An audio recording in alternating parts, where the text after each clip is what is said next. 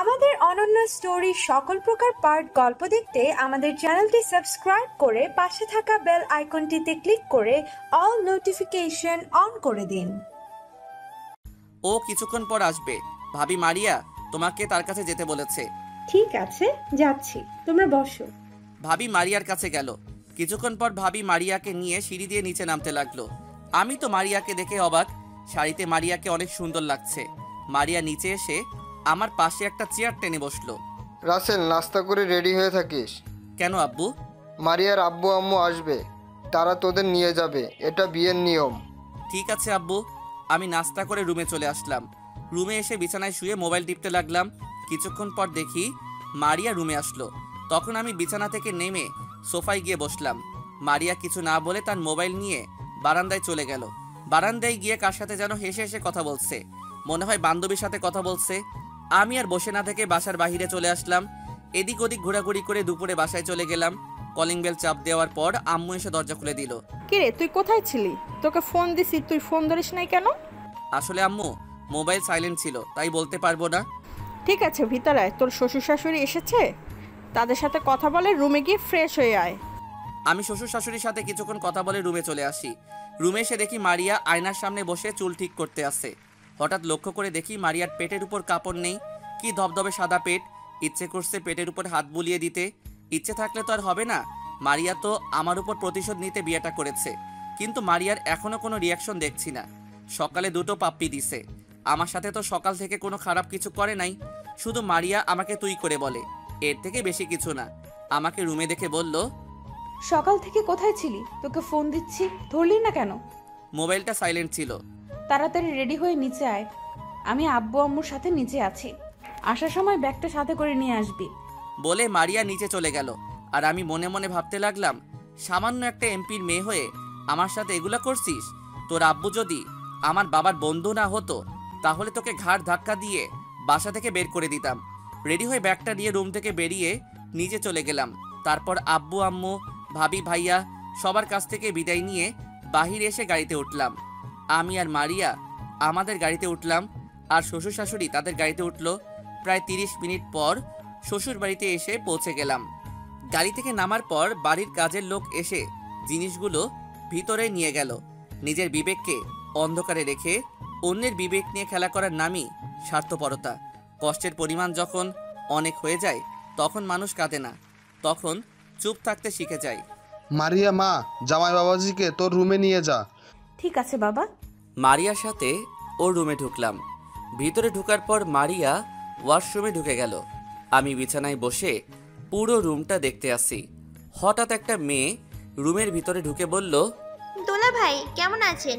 আলহামদুলিল্লাহ ভালো আছি, আপনি কেমন আছেন? আর আপনাকে তো চিনতে পারলাম না। আমি হচ্ছি মারিয়া, আপুর মামাতো বোন মিমি।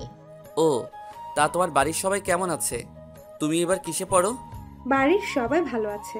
আমি বর্তমানে অনার্স ফাইনাল ইয়ারে পড়ি। আপনাদের বিয়েতে আসতে পারি নাই, আম্মু মাথা ঘুরে পড়ে গেছে। আম্মুকে হাসপাতালে নিয়ে গিয়েছি। সকালে হাসপাতাল থেকে আম্মুকে বাসায় রেখে তারপর আসছি। তা তোমার আম্মু এখন কেমন আছে? আম্মু এখন অনেকটা সুস্থ আছে। কি রে মিমি, তুই কোন সময় আসলি? এই তো আপু, কিছুক্ষণ আগে এসেছি।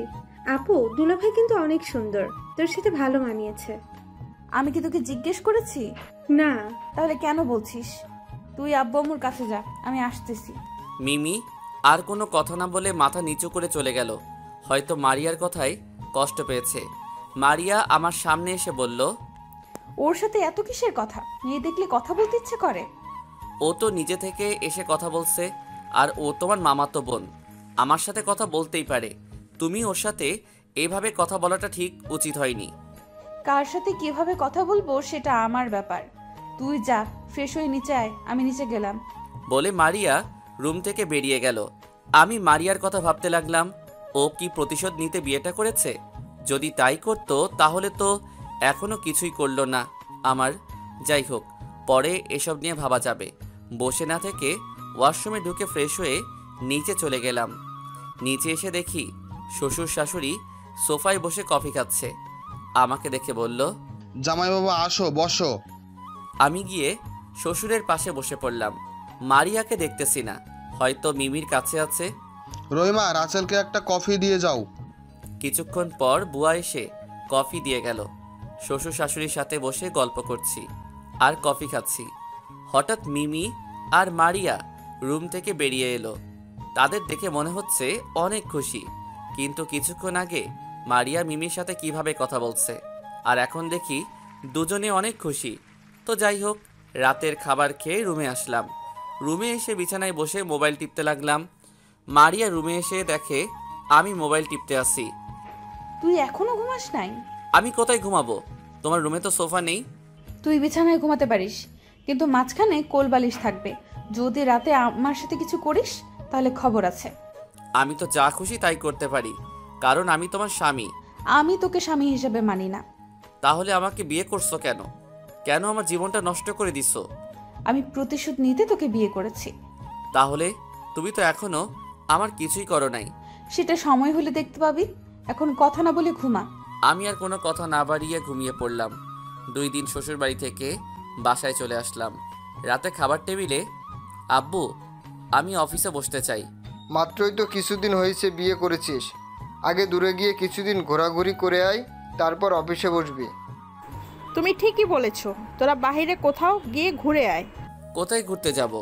মামাদের ওখানে চলে যাও, তাদের সাথে কিছুদিন থেকে চলে এসো। সামিয়া বলেছে আমি অফিস থেকে আসার সময় টিকিট নিয়ে আসবো। তোরা সব কিছু গুছিয়ে রাখিস, সকাল অথবা বিকালের টিকিট কেটে আনবো। মারিয়া, মা, তুমি কিছু বলছো না কেন? আমি কি বলবো আম্মু? তোমাদের যেটা ভালো মনে হয় তাই করো, আমার কোনো সমস্যা নেই। তারপর সবাই খাওয়া দাওয়া করে যার যার রুমে চলে গেল। আমি রুমে এসে বিছানায় শুয়ে পড়লাম। কিছুক্ষণ মারিয়া রুমে ঢুকে দরজা বন্ধ করে আমার পাশে এসে শুয়ে পড়ল। তুই এখন অফিসে বসার কথা বললি কেন? বসে থেকে কি করব? তাই বলছি অফিস দেখাশোনা করব, তাহলে আব্বুকে রেস্ট দিতাম। মাত্র বিয়ে হয়েছে, কিছুদিন হয়েছে, এর মধ্যে তুই অফিস দেখাশোনা করবি? আমি যেদিন বলবো সেদিন তুই অফিসে বসবি। আমি তোমার কথা শুনবো কেন? তুমি আমার কে? আমি তোর বয়। কি হলো বলো? আমি যা বলবো তাই করবি। যদি আমার কথা না শুনিস তাহলে বাসর ঘরের কথা মনে আছে? আমি বাসর ঘরের কথা মনে পড়তেই আর কিছু বললাম না। ইচ্ছে করছে খাচ্চুন্নির মাথা ফাটিয়ে দেই। কেন যে ওর গায়ে হাত দিতে গেলাম। পরের দিন বিকালে সবার সাথে কথা বলে দুজনে এয়ারপোর্টের উদ্দেশ্যে বেরিয়ে পড়লাম। রাত 8টায় আমাদের ফ্লাইট। আসার সময় ড্রাইভারকে সাথে করে নিয়ে আসলাম। সব কিছু শেষ করে দুজনে গিয়ে বিমানে বসলাম। দুজনের সিট একসাথে পড়ছে। পরের দিন সকাল 7টায় বাসায় পৌঁছে গেলাম। বিমানে তেমন কোনো কথা হয়নি। মামা আমাদের জন্য এয়ারপোর্টে গাড়ি পাঠিয়ে দিছে। বাসায় এসে কলিং বেল চাপ দিলাম। মামি এসে দরজা খুলে দিল। কি রে, কেমন আছিস? আসার সময় কোনো সমস্যা হয়নি তো? আলহামদুলিল্লাহ ভালো আছি। তুমি কেমন আছো? আর আসার সময় কোনো সমস্যা হয়নি? মারিয়া, তুমি কেমন আছো? জি মামি, ভালো আছি। তুমি কেমন আছো? আমিও ভালো আছি। বাহিরে দাঁড় করিয়ে রাখবে নাকি ভিতরে ঢুকতে দিবে? ওহ সরি, আয় ভিতরে আয়। দুজনে ভিতরে গেলাম। ভিতরে ঢুকে দেখি নানা, নানি, মামা আর আপুটা নাস্তার টেবিলে বসে আছে। মারিয়া নানা নানিকে সালাম করলো। থাক মা, বেঁচে থাকো, যাও রুমে গিয়ে ফ্রেশ হয়ে আসো, সবাই একসাথে নাস্তা করব। দুজনে রুমে চলে আসলাম। আমি আগে যে রুমে থাকতাম সেই রুমে আসলাম।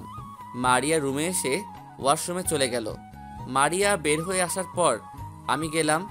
তারপর দুজনে একসাথে নিচে গেলাম। তা কয়দিনের জন্য আসা হলো নানু ভাই? দেখি কয়দিন থাকা যায়। বাংলাদেশে গিয়ে অফিসে বসতে হবে, আব্বুকে রেস্ট দিব। ঠিকই বলছি, দুলাভাইয়ের বয়স হয়েছে, তার এখন রেস্ট নেওয়ার দরকার।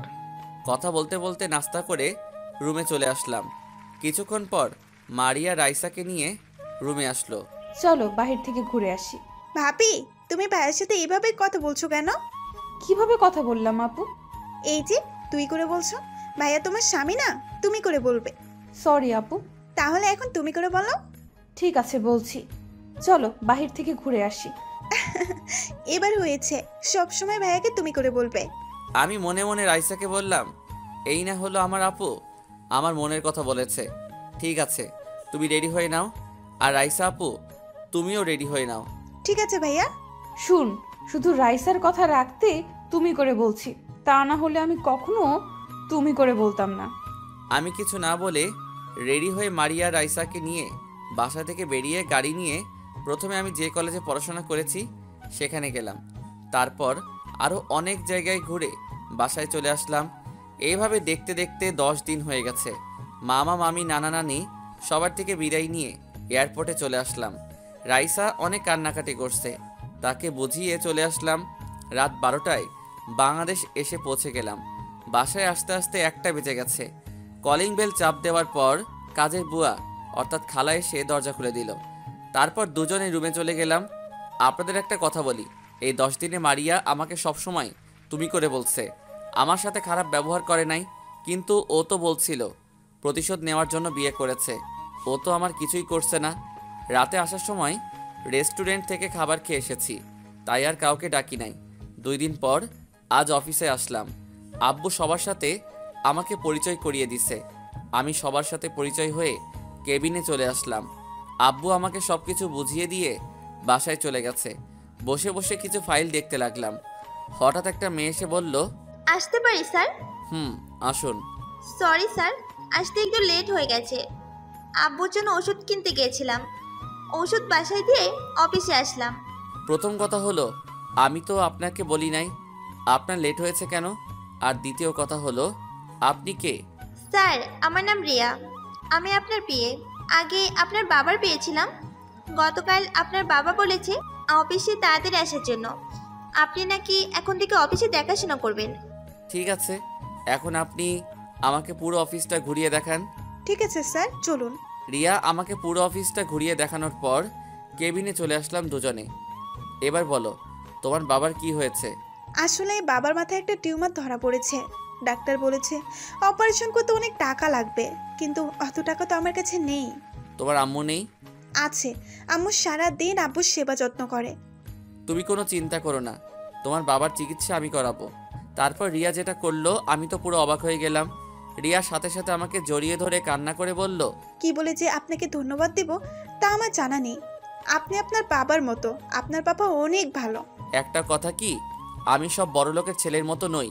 টাকা থাকলে অহংকার দেখাবো তেমন ছেলে আমি না। আমরা আজ এত ওপরে কিভাবে আসলাম, সব কিছু তোমাদের পরিশ্রমের কারণে। আপনি অনেক ভালো স্যার, আমার এই পরিস্থিতিতে আপনি আমার পাশে দাঁড়িয়েছেন। এখন থেকে আমাকে স্যার নয়, ভাইয়া বলে ডাকবে। ঠিক আছে ভাইয়া। ঠিক আছে, এখন তোমার কেবিনে যাও। আমি অফিসের কাজ শেষ করে তোমাকে সাথে নিয়ে তোমাদের বাসায় যাব। ওকে ভাইয়া। রিয়া কেবিন থেকে বেরিয়ে যাওয়ার পর আমি একটা ফাইল দেখতে লাগলাম। হঠাৎ মোবাইল ফোনটা বেজে উঠলো। তাকিয়ে দেখি মারিয়া ফোন দিচ্ছে। বলো। তুই এখন কোথায়? তুমি জানো না আমি কোথায়? অফিসে বসে কাজ করতে আসি। তুই এখনই বাসায় আয়। কেন, কি হয়েছে? সেটা আসলে দেখতে পাবি। ঠিক আছে, আমি আসছি বলে ফোনটা কেটে কেবিন থেকে বেরিয়ে ম্যানেজারকে বলে অফিস থেকে বাইরে এসে গাড়ি নিয়ে বাসায় চলে আসলাম। কলিং বেল চাপ দেওয়ার পর বুয়া এসে খুলে দিল। ভিতরে ঢুকে দেখি আব্বু আম্মু ভাবি সোফায় বসে আছে। আব্বু আমাকে দেখে সোফা থেকে উঠে এসে ঠাস করে 2টা থাপ্পড় মেরে দিল। আমি তো কিছুই বুঝতে পারলাম না। তখন আমি বললাম, আব্বু তুমি আমাকে মারলে কেন? তুই প্রথম দিন অফিসে গিয়ে কি করেছিস? তোকে খুব ভালো মনে করেছি, কিন্তু তুই আমার ভাবতেও অবাক লাগে তুই এমন কিছু করবি। আমি কি করেছি সেটা তো বলবে। এখন কিছুই বুঝছিস না? তোর লজ্জা করে না বাসায় বউ রেখে অন্য মেয়েকে জড়িয়ে ধরতে? আমি কাকে জড়িয়ে ধরলাম? দেখছেন আব্বু এখন কিছুই বুঝে না। তাহলে এগুলো কি? মোবাইলে কিছু ছবি দেখে আমি পুরো অবাক হয়ে গেলাম। রিয়া যে আমাকে জড়িয়ে ধরেছে তার কিছু ছবি কে যেন তুলে মারিয়াকে পাঠিয়েছে। আব্বু আম্মু, আমি রিয়াকে জড়িয়ে ধরি নাই, রিয়া নিজে আমাকে জড়িয়ে ধরেছে। তোর লজ্জা করে না অফিসের পিএকে ভুলিয়ে ভালিয়ে তার সাথে অসভ্যতামি করতে? আবার এখন আমার কাছে মিথ্যা বলছিস? আব্বু বিশ্বাস করো, আমি আর তোর কোনো কথা শুনতে চাই না। তুই এক্ষুনি আমার বাসা থেকে বের হয়ে যা। তুমি কি পাগল হয়ে গেলে? ও না হয় একটা ভুল করে ফেলেছে, সেজন্য তুমি তাকে বাসা থেকে বের করে দিবে? আব্বু আম্মু ঠিক কথা বলেছে, এবারের মতো ওকে মাফ করে দেন। রাসেল এরকম কাজ আর করবে না। মারিয়ামা, তুমি কি বলো? আম্মু ভাবি যখন বলছে তাহলে এবারের মতো মাফ করে দেন। ও যদি বাসা থেকে বেরিয়ে যায় তাহলে আমার কি হবে? শত হলেও সে আমার স্বামী। কিছু শিখো, এমন মেয়ে পাওয়া ভাগ্যের ব্যাপার। আজকে ওর জন্য মাফ করে দিলাম, পরের বার যদি কিছু শুনি তাহলে তোর জন্য এ বাড়ির দরজা বন্ধ হয়ে যাবে। ঠিক আছে রাসেল, তুমি রুমে যাও। আর বলতে না দিয়ে আমি কোনো কথা না বলে রুমে চলে আসলাম। আমার পিছনে পিছনে মারিয়া আসলো। রুমে এসে মুচকি হেসে বলল,